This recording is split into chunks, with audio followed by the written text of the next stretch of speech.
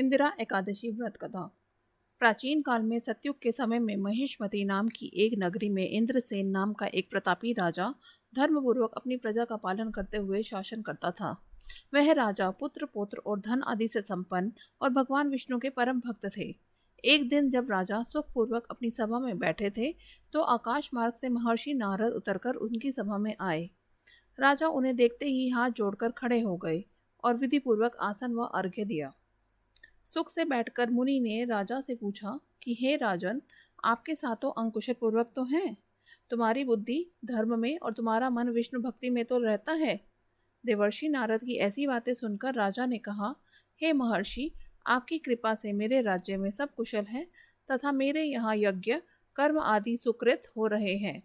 आप कृपा करके अपने आगमन का कारण कहिए। तब ऋषि कहने लगे कि हे राजन, आप आश्चर्य देने वाले मेरे वचनों को सुनो। मैं एक समय ब्रह्मलोक से यमलोक को गया। वहां श्रद्धा पूर्वक यमराज से पूजित होकर मैंने धर्मशील और सत्यवान धर्मराज की प्रशंसा की। उसी यमराज की सभा में महान ज्ञानी और धर्मात्मा तुम्हारे पिता को एकादशी का व्रत भंग होने के कारण देखा। उन्होंने संदेशा दिया, सो मैं तुम्हें कहता हूँ। उन्होंने कहा कि पूर्व जन्म में कोई विघ्न हो जाने के कारण मैं यमराज के निकट रह रहा हूँ। सो हे पुत्र, यदि तुम आश्विन कृष्ण इंद्रा एकादशी का व्रत मेरे निमित्त करो तो मुझे स्वर्ग की प्राप्ति हो सकती है। तब ऋषि कहने लगे कि हे राजन, आप आश्चर्य देने वाले मेरे वचनों को सुनो। इतना सुनकर राजा कहने लगा कि हे महर्षि, आप इस व्रत की विधि मुझसे कहिए। नारद जी कहने लगे, अश्विन माह की कृष्ण पक्ष की दशमी के दिन प्रातःकाल श्रद्धा पूर्वक स्नान आदि से निवृत्त होकर पुनः दोपहर को नदी आदि में जाकर स्नान करें।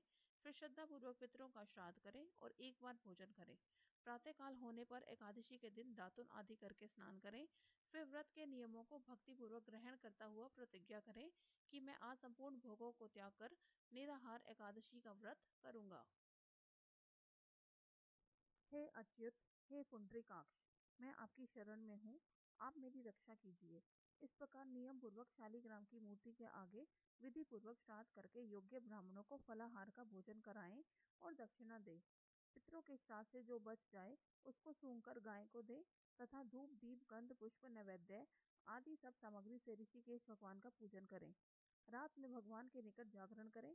इसके पश्चात द्वादशी के दिन प्रातःकाल होने पर भगवान का पूजन करके ब्राह्मणों को भोजन कराएं। भाई बंधुओं, स्त्री और पुत्र सहित आप भी मौन होकर भोजन करें। नारद जी कहने लगे कि हे राजन, इस विधि से यदि तुम आलस्य रहित होकर इस एकादशी का व्रत करोगे तो तुम्हारे पिता अवश्य ही स्वर्ग लोक को जाएंगे। इतना कहकर नारद जी अंतर्ध्यान हो गए। नारद जी के कथा अनुसार राजा द्वारा अपने बांधवों तथा दासों सहित व्रत करने से आकाश से पुष्प वर्षा हुई और उस राजा का पिता गरुड़ पर चढ़कर विष्णुलोक को गया। राजा इंद्रसेन भी एकादशी के व्रत के प्रभाव से निष्कंटक राज्य करके अंत में अपने पुत्र को सिंहासन पर बिठाकर स्वर्गलोक को गया। हे युधिष्ठिर, यह इंदिरा एकादशी के व्रत का महात्म्य मैंने तुमसे कहा। इसके पढ़ने और सुनने से मनुष्य सब पापों